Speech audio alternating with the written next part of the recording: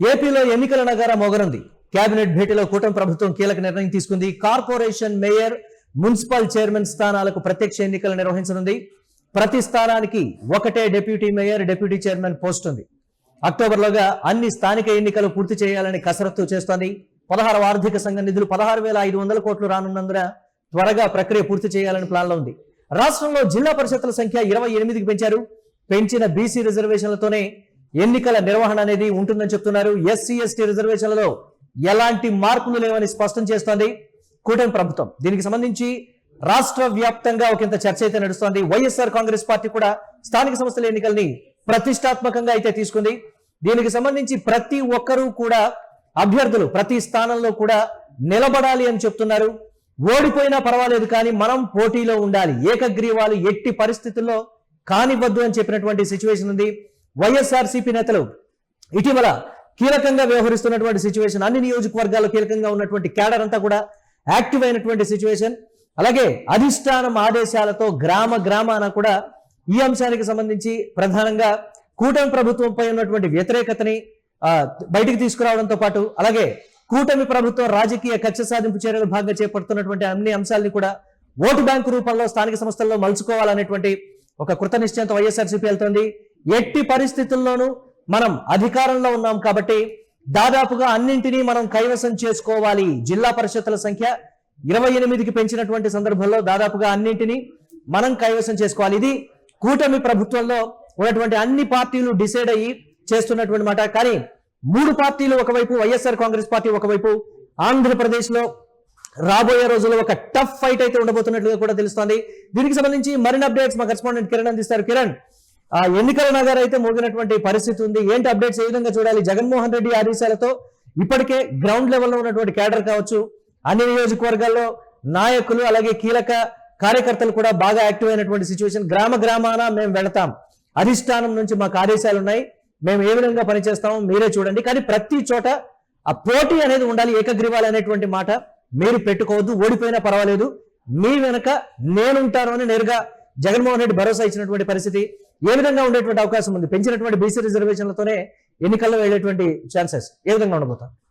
మరి ఆంధ్రప్రదేశ్ కేబినెట్ కీలక నిర్ణయం తీసుకుంది. స్థానిక సంస్థల ఎన్నికల్లో 34% రిజర్వేషన్లు అమలు చేస్తామని ఇప్పటికే ప్రభుత్వం ప్రకటించింది. అది టెక్నికల్ గా చాలా సాంకేతిక కారణాలు ఉన్నాయి. అవి కోర్టులో నిలబడతాయా లేక ప్రత్యామ్నాయం ఆలోచిస్తారా అనే అంశాన్ని మనకు వచ్చే పక్కన పెడితే, ఇక్కడ స్థానికంగా ఉన్న మున్సిపాలిటీలకు, కార్పొరేషన్లకు ఎన్నికలు జరగబోతున్నాయి. అతి త్వరలో నోటిఫికేషన్ రాబోతుంది.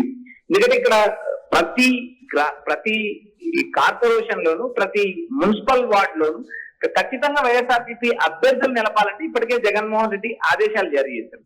ఎక్కడైతే ఏ నియోజకవర్గంలో అయితే మున్సిపాలిటీకి కానీ, పంచాయతీకి కానీ, వార్డు నెంబర్ కానీ పోటీ పెట్టకపోతే అక్కడ ఉన్న ఇన్ఛార్జిని తొలగించడానికి కూడా జగన్ రంగం సిద్ధం చేశారనే ప్రచారం గతంలో జరిగింది. అయితే ఇక్కడ కూటమి ప్రభుత్వం ఈ రకమైన నిర్ణయం తీసుకుంది.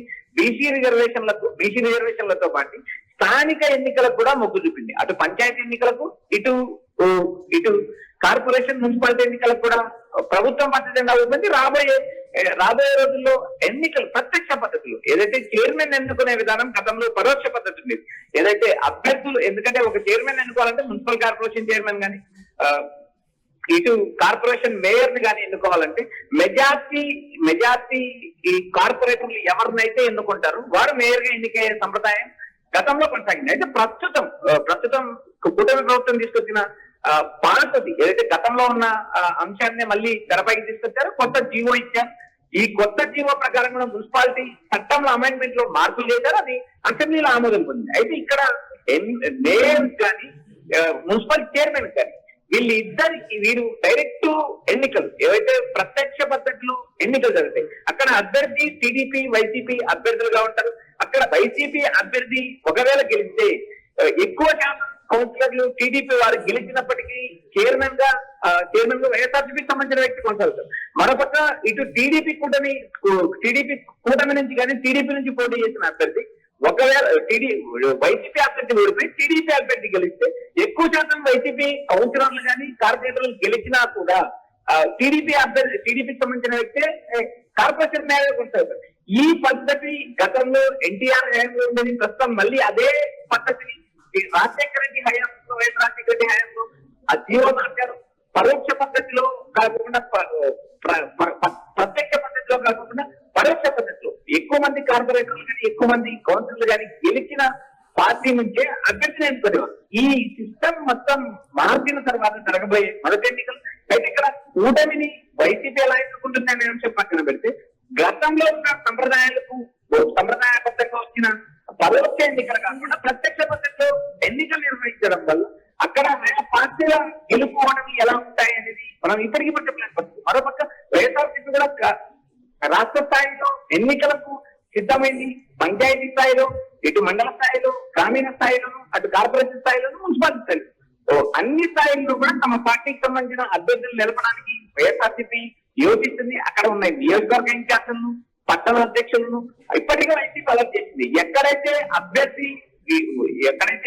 నామినేషన్ వేయకోకుండా వైఎస్ఆర్సీపీకి సంబంధించిన వ్యక్తులు ఎవరైనా నామినేషన్ వేయకపోతే అందుకు ఆ నియోజకవర్గ ఇన్ఛార్జీని బాధ్యత చేస్తానంటూ ఇప్పటికే హెచ్చరించారు. మరోపక్క మూడు పార్టీలు కలిసి కూటమిలో సమన్వయం మూడు పార్టీలు కలిసి టీడీపీ కూటమిలో సమన్వయం ఉందా, ఈ సమన్వయం చేస్తూ ముందుకెళ్తారనే విషయం కూడా మనం చూడాలి. ఎందుకంటే ఇప్పటికే 18-15-5 ఫార్ములా ఏదైతే 80% టీడీపీ 10% అంటే అధికార కూటమి కిరణ్, అధికార కూటమి ఏ స్థాయిలో ప్రతిష్టాత్మకంగా తీసుకుంటుందో తెలిసిందే.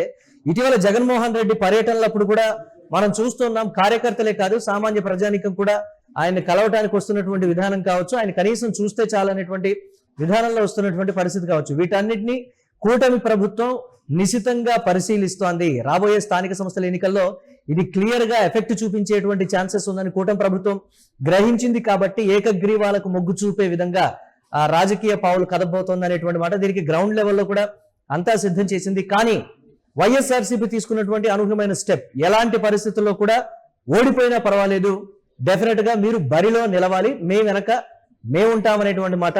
అలాగే ప్రజల మద్దతు కూడా మీకుంది, దాన్ని గ్రహించండి అని పదే అధిష్టానం నుంచి వస్తున్నటువంటి మాటలు అది యాక్టివ్ మోడ్ లోకి వెళ్ళిపోయినటువంటి సిచ్యువేషన్. ఇటు కూటమి వైఎస్ఆర్సీపీ ఏంటి ఏ విధంగా ఉండబోతుంటారు? గ్రౌండ్ లో టగ్ ఆఫ్ వార్ గా ఉండేటువంటి సిచ్యువేషన్స్ ఉన్నాయనేటువంటి మాట. ఇక్కడ ప్రధానంగా టీడీపీ కూటమిలో 3 పార్టీలు కలిసి పోటీ చేస్తాయి. మరోపక్క వైఎస్ఆర్సీపీ సొంతంగా పోటీ చేస్తుంది. ఇక్కడ 3 పార్టీల మధ్య సమన్వయం ఉందా, 3 పార్టీలు కలిసి పనిచేస్తాయా అనే అంశంలో మీమాంస కొనసాగుతుంది. ఎందుకంటే ఇక్కడ 18-15-5 ఫార్ములా ఎంతవరకు అమలు చేస్తారు అనేది కూడా మనం వేచి చూడాల్సిన అంశం. మరోపక్క వైఎస్ఆర్సీపీ ఒంటరిగా పోటీ చేస్తుంది. ఒంటరిగా పోటీ చేయడంతో పాటు ఆయా పార్టీకి సంబంధించిన నేతలను, కార్యకర్తలను కూడా సిద్ధం చేస్తుంది. జగన్మోహన్ రెడ్డి పర్యటనలో కూడా స్థానిక ఎన్నికలకు సిద్ధం కండి, రాబోయే నెలలో పంచాయతీతో పాటు మున్సిపాలిటీతో పాటు కార్పొరేషన్, ఇది ఎంపీటీసీ, డిప్యూటీసీ ఎన్నికలు రాబోతున్నాయి. ఖచ్చితంగా పోటీకి దిగి తీరాల్సిందే. గెలుపోవటంలో సాధ్యమంటూ జగన్ ఇప్పటికే తన పార్టీకి సంబంధించిన నేతలకు కార్యకర్తలకు సూచించిన పరిస్థితి. ఇటు అధికారంలో ఉన్న కూటమి కూడా ఎక్కువ శాతం ఏవైతే ఏకగ్రీవం చేసుకోవడానికి ప్రయత్నాలు చేస్తే గతంలో జగన్మోహన్ రెడ్డి ప్రభుత్వానికి ఎలాంటి ఇబ్బంది జరిగిందని మనం చెప్పాల్సిన పర్లేదు. ఎందుకంటే రాష్ట్రంలో ఉన్న 123 కార్పొరేషన్లో ఎక్కువ శాతం కార్పొరేషన్, 123 మున్సిపాలిటీలు, 15 కార్పొరేషన్లో ఎక్కువ శాతం వైఎస్ఆర్సీపీ ఏకగ్రీవాలు చేస్తుంది. తర్వాత జరిగిన 2024 సాధారణ ఎన్నికల్లో వైసీపీ ఓడిపోయిన పరిస్థితి కూడా మనం గమనించాం. అయితే ఇక్కడ టీడీపీ కూటమి ఎలా నిర్వహిస్తుందా, టీడీపీ కూటమిలో జనసేన, బీజేపీ ఎలా ముందుకెళ్తాయనే అంశం మనం ఇప్పటికిప్పుడు చెప్పలేని పరిస్థితి. ఒకవేళ వైఎస్ఆర్సీపీకి సంబంధించిన నేతలతో కానీ కార్యకర్తలతో కానీ నామినేషన్ వేయించి తర్వాత ఎలక్షన్లు జరగకోకుండా పులివెందుల లేదా నందలూరు లాగా ఎంపీటీసీ ఎన్నికల లాగా ఏదైతే పోలింగ్ బూతుల్లోకి అధికార పార్టీ చొరబడి రిగ్గింగ్ చేసుకున్నా కూడా చేసే పరిస్థితి లేదు. గతంలో అంటే 2 చోట్ల కడప జిల్లా 2 చోట్ల ఎన్నికలు జరిగాయి. అక్కడ రాష్ట్ర యంత్రాంగం అంతా మొహరించి రిగ్గింగ్ చేసిన పరిస్థితులు ఉన్నాయంటే గతంలో అయితే ఇప్పుడు రాష్ట్ర స్థాయిలో అన్ని చోట్ల ఒకే రోజు ఒకేసారి ఎన్నికలు జరిగితే ఆ స్థాయిలో కూటమి వ్యవహరించలేదు అనే పరిస్థితులు ఉన్నాయంటే చూడవచ్చు. స్థానిక ఎన్నికల్లో వైసీపీ వైపు మొగ్గు చూపుతారా, టీడీపీ వైపు మొగ్గు చూపుతారా? మరొక రిజర్వేషన్ అంశం కూడా ఒక క్లారిటీ రావాల్సిన అవసరం ఉంది. 34% రిజర్వేషన్లు స్థానిక సంస్థల్లో బీసీలకు ఇస్తామని చెప్పినప్పటికీ టెక్నికల్ అంశాలు చాలా ఉన్నాయి. అవి కోర్టుకి వెళ్తారా లేక మరొక రీతిలో ఎన్నికలు జరుపుతారా అనే అంశం మనం నేర్చుకోవాలి. ఎందుకంటే తెలంగాణ రేవంత్ పట్ల బీసీలకు 42% రిజర్వేషన్ ఇస్తామని చెప్పిన అంశం కూడా మనం ఒకసారి గమనించాలి. ఎందుకంటే సుప్రీంకోర్టులో ఆగ్రహమైన కూడా ఆగిపోయిన పరిస్థితి ఉంది. అయితే రాబోయే స్థానిక ఎన్నికలు 34% రిజర్వేషన్ ఎన్నికలు జరుగుతాయా లేక పాత పద్ధతిలోనే రిజర్వేషన్ 50% లోపు ఎన్నికలు జరుగుతాయని కూడా మనకు మరికొంత సమయం పెట్టే అవకాశాలు ఉన్నాయి. Right, thanks for updates Kiran. మొత్తం మీద ఆంధ్రప్రదేశ్ లో ఎన్నికల నగారా మోగింది. కేబినెట్ భేటీలో కూటమి ప్రభుత్వం తీసుకున్నటువంటి కీలక నిర్ణయానికి సంబంధించి కార్పొరేషన్ మేయర్, మున్సిపల్ చైర్మన్ స్థానాలకు ప్రత్యక్ష ఎన్నికల్ని నిర్వహించాలని నిర్ణయించింది. ప్రతి స్థానానికి ఒకటే deputy mayor, deputy chairman post ఉంటుంది. అక్టోబర్ లో గానీ స్థానిక ఎన్నికలు పూర్తి చేయాలని కసరత్తు చేస్తోంది.